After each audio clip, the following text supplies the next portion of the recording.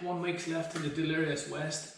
You'll know that we spoke about 4 things that I think was key on week 23, I'm going to hazard a guess. So the first one was the belief. If you haven't already, check out that video above.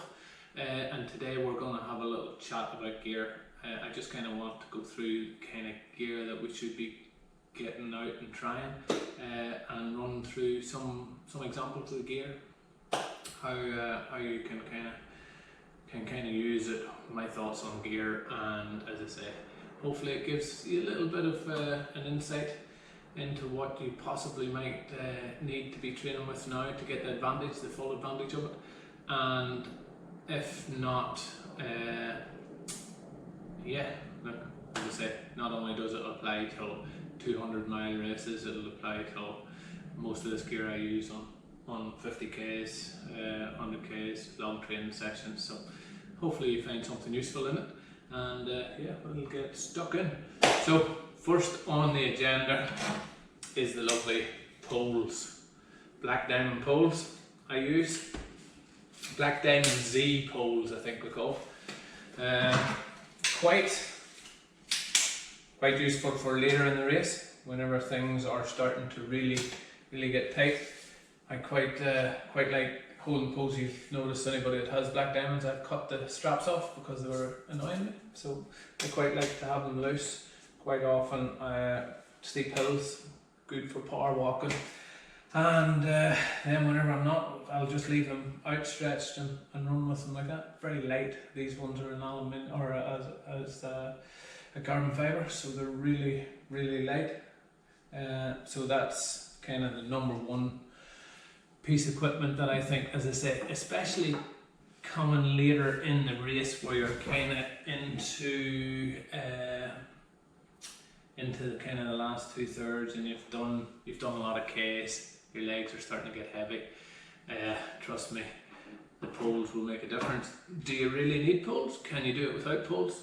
Quite possibly. I don't think everybody will have had poles, but I certainly used them for the middle section of the race whenever everything was bad. There was one point where I could hardly put pressure on my leg whenever I picked up the injury, and I was using them like a crutch. So definitely were very useful for me at that point. So yeah, can't recommend Black Diamond poles highly enough. Second thing I want to get into is backpacks. So last week I did a video of what's in the backpack, so if you haven't seen that, kind of check it out. But this is the Salomon backpack. I've only done probably 3-4 runs with it now at the minute. Salomon Play, I think it is, or Playtime. It's the 12 ADV skin, and I must say this thing's incredibly light. I've got a 2-litre bladder inside it, just off at the minute in the fridge for a longer hike tomorrow. 2 500ml bottles on the front, and lots of pockets. Can't stress it enough. Lots of pockets for the like batteries, gels, nutrition. Your phone fits in here nice and comfortably. Really good backpack. I have the Ultimate Direction one as well, the Scott Jurek, the one that I used last year. Again, very little between the two backpacks. Incredibly light as well. Lots of pockets, and I think that's the key thing whenever you're looking for backpacks and you're out having a look around and you're trying to think which one should I get. 2 things I would kind of be looking for in this distance is lightweight, lots of pockets. Then also have a think, as I said, your hydration capacity. Bear in mind that your longest aid station is probably 23.9k away, I think it is, in the Delirious West. So, and that you might be doing the maths quickly in your head. That's about 2 hours. That's about 2 hours on a good day. Day 3 or day 4 or day 2 after you've done a couple of 100k's, it might take you 4 or 5 hours, depending on your walking. So you want to have lots of room for your nutrition, lots of room for your hydration. It's gonna be key in that. So yeah, as I say, this Salomon Playtime one. Can't recommend it as highly enough. As I said, lots of lightweight mesh pockets. And I might do a video later on further down the line on some comparisons between it and Scott Jurek ones, which is the two that I've used for the last year and a bit. So that'll get into that. The other thing that I want to touch on is kind of shorts and compression tights. I don't have a pair out here at the minute because shorts to me I think are very, very personal. What fits me might not work for you, but some of the things that I have kind of found on shorts is that the lined ones, you get some now with the built-in lining in them, they can be extremely good, providing they're not too kind of loose or too saggy, depending on the heat and the humidity of the race as well. Will depend on how often you'll probably change shorts. I think from memory last year I was kind of changing shorts about every 50 till 100k just to try and keep. I had a very bad experience in the Feral Pig one year doing the 100 miler with chafing, and I didn't want to go down that road again. So I did change quite often is what I would say if the shorts get something that's going to be comfortable. Try them now. As I say, don't believe it till the last 10 weeks to decide which pair you're going to actually be using on the race. I have a pair that I use, Ultimate Under Armour they are. They've got the built-in like a compression tight or a compression short, which aren't overly compressed. They're not too tight, but they're not too loose and baggy as well. So they're working really well for me at the minute. I use them for the majority of my long runs or my long outings. The other things that I'll do is I had a pair of 2XU shorts that I have cut the inside lining out, and I'll wear a set of, and yeah, cutting the lining out of a $60 or $70 pair of shorts seems a bit crazy, but then what I'll do is I'll wear a pair of skins and blow them, compression, and again that just kind of helps with any rubbing. I find my thighs are quite thicker, so any rubbing at all on them, and that's where I get my chafing from. In terms of the compression, not too tight because that's going to cause the same issues further down the line. So make sure you try them on, make sure you feel comfortable with them and getting them wearing. And that kind of links into the other thing that I want to talk about, which is lube. Can be a quite embarrassing topic to talk about, but trust me, ladies, gentlemen, we all suffer the same, and come whenever things start getting really bad and things are started to rub and things have gone too far. I touched on it earlier, the Feral Pig. It nearly ended my race. Excruciating pain from just not having the right lubrication in the right places. Certainly some of the common places and common things to go is your nipples. I never really get too much trouble with my nipples, but certainly anywhere down around the private areas and out around the back crack is certainly places where they'll go. Lots of lube. Is pure old Vaseline, works perfectly fine for me. Some places that you might forget to lube is kind of in between the toes. I like to lube in between my toes, and I like lubing out around my actual feet because that works really well for me, so it does. And I can't recommend it highly enough. I did use a brand last year. It was a roll-on. I think it was Sports Shield it was called. I'll try and get a picture of it and I'll try and stick it over here somewhere if my technology lets me do such a thing. But certainly Sports Shield isn't as thick as the Vaseline, and quite light, and it seemed to last for quite a while. I'm using Vaseline at the minute as a backup because I don't actually have any of the Sports Shield left. So the other thing is socks, and I thought I was really prepared, but I might not have had the socks out. Here we go. Not too bad. I have been running with these socks and I'm pretty sure I'll get the name wrong on them. They are called Ninjari or Ninji socks. Ninji maybe? Nanji? Please leave a comment or below if you know how to say them. But cannot recommend them enough. They're a woolen sock. Don't heat up my feet too much. They never feel like they're over warm. You've got all little individual toes for them. You get a big toe, little toe, and so on. But stops any rubbing between your toes. Really, really, really good. Can't recommend these socks enough. Quite expensive, maybe 50-60 bucks for a pair. But trust me, you're gonna love them on your feet. And the other thing, I suppose, whenever we're talking about socks and shorts and even t-shirts and that, one thing I probably didn't get quite right last year was the number of them things that I needed. So I think I had five pairs of these socks, which I thought was going to be loads actually. But my crews quite rightly said that nowhere to waste them. So we were trying to rinse them in rivers and rinse them in kind of sinks at toilet or rest stops, not trying to dry them.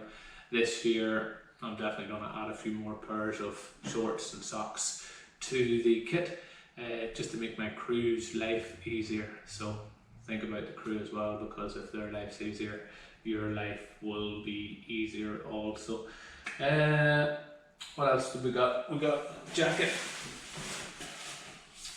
You've got your Luminous jacket for your night running, which will be part of your compulsory kit. So make sure you have one of them ready. And then I've got an Under Armour jacket, Ultimate Direction jacket, quite light. It's got a little hole in the sleeves from one of the tumbles I took. Really, really light material, but what's really good about this is it's waterproof, so it'll keep you waterproof whenever it's raining. Very lightweight, so it folds up into a really small pack and then to your thing. Remember, your jacket's not only going to keep you dry, cold nights where the temperature starts dropping, it will be that little bit of a windbreak as well, so if you can get one that can do both, highly recommended. So can't recommend that enough. What will we start with next then? Headlights. So 3 headlights here, 2 pretzels, again my pronunciation's not very good, PETZLs. This was my very first one. Started off just the standard light. It's got kind of 3 settings. Chargeable, you just put in normal AAA batteries into it. Quite light, very good. And I upgraded and treated myself to one with the same settings, but also it's got a red light function on it, which is really handy for whenever you're reading maps or directions at night, or you don't want to blind people standing around. Can't recommend that enough. This one also comes with a whistle for if you're in danger, right? Really cool feature. Headlights run from anything about $120 to $280. You can get all different ones. You want something with kind of high enough looms that's going to light up the trail, but also something that's not going to burn out. This one has got a charging function on it and can be charged. Excuse my little doggy out there, and my daughter might walk through the door too. So yeah, Nicole has just come into the house and she will be giggling away in her room now. She's too shy to come on. The Wanderer head torch, which I picked up in Bolton Fishing Camping, I think it was only kind of maybe 25 bucks, 30 bucks. It's a little bit heavier, but really good third backup headlight that I have found. Also bear in mind that you're potentially going to want to have a couple of extra headlights for your crew, because they're going to be spending a good bit of time in the dark as well, and they'll appreciate the light. So getting into the next kind of category, I'll leave the gaiters and the shoes to the end. Garmin InReach. I know last year the race used Spot device, but was also Garmin compatible as well. Garmin InReach. Now this is my own personal one. If you don't have a Spot device, you'll probably end up having to hire one. Can't recommend these little things kind of highly enough. Just gives everybody the confidence whenever I'm out running in the trail a lot. I can get a message to Louise. You can use it like a normal message phone, whether there's a cell phone service or not. It'll work anywhere in the thing. There's also an SOS function, so it's connected to the Garmin Rescue Centre, where they get the rescuers out to get you if anything goes wrong. So that's a very added bonus for whether or not you're running in the race or not. Phone charger, battery charger, charge a Garmin watch, whatever it is. Pick again something that's going to be fairly light, potentially that you can drive. You've got a couple of options: go with a heavy one or go with a light one. I try to get the crew to charge as much of the stuff as I can. The other thing then is your space blanket you'll need for the trail. I carry my snake kit in case something goes wrong for obvious reasons. And last year, well, I remember there was a lot of people buying snake gaiters and full gaiters for the snakes and everything. I seen probably 6 or 7 snakes on the trail while I was out last year. They didn't bother me and I didn't bother them. I did spend about $200 on full length gaiters, knee height, to try and protect me from the snakes, and I never wore them once. So I'll leave that up to you, but certainly I wouldn't stress too much about it unless you're the front runner. Maybe they seen more snakes. A lot of them were cleared by the time I got there, so didn't cause me too much trouble. An old baby wipes for the toilet stops. Try and get biodegradable ones. Leave the trail as we found it, and then you're kind of into your gaiters. As I say, I didn't use the knee length gaiters last year, only the kind of little foot ones to stop the stones from getting in and out of the shoes. So that's an ultimate direction type. There is lots, and it's at this stage we are thankful that it's not a 4D camera where you can pick up smell and everything from. Just be thankful that these are on the other side of YouTube. So this year I'm going with the Hocker Challenger TR5. I've been training with these since pretty much after the last Delirious West. And what happened was I've quite wide feet, so I kind of have to get in a 2E size. I bought these ones before these too close to the race last year. I think I'd done about 50k in them before I started wearing them on the race. Did that lead to my my issues with my shin? Possibly part of the reason, but certainly not all of it. I've went with a size up on these as well, so usually I run on a kind of 9.5, 10. These are a 10.5 UK. So it just allows that extra width for growing. The other ones is Brooks Castadia. These are a 2E shoe as well for my super wide feet.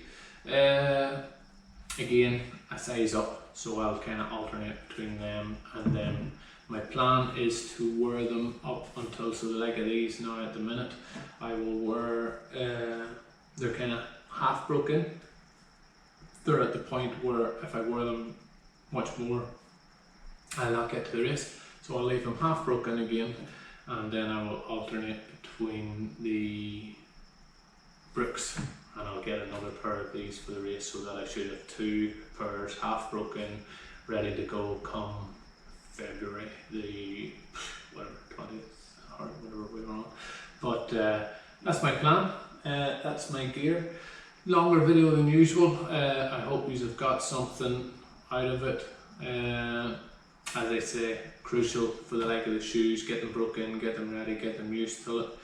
The like of the poles, make sure you're actually training with them, because other than that you're just going to be carrying around two sticks that are going to become annoying and a pain in the ass, and you're not going to get the benefit from them. So make sure you're training as you go along. Head torches, make sure you've got your batteries and everything set up for the head torches and then in place. And I think that is pretty much most of the gear covered. If you have liked this video, hit the like button, hit the subscribe button, and as usual, thanks for tuning in. I hope your training's going really well. Try not to think about the cost of all these bits of gear. Try to spread them about like I do, buy a little bit every now and then and add to it. But it certainly can, the cost can add up, so I wouldn't leave everything to the last couple of weeks. One, it's more expensive, and two, you're not going to get the training benefits out of them before the race. And as I say, come 15 weeks, 10 weeks left, you really should have already tried out all these bits of gear, know exactly what you're going to use, training them solid for the last 10 weeks to iron out any issues. And that's kind of where I'm going to leave you. Go let my little dog in, stop barking, and thanks for watching everybody. Have fun.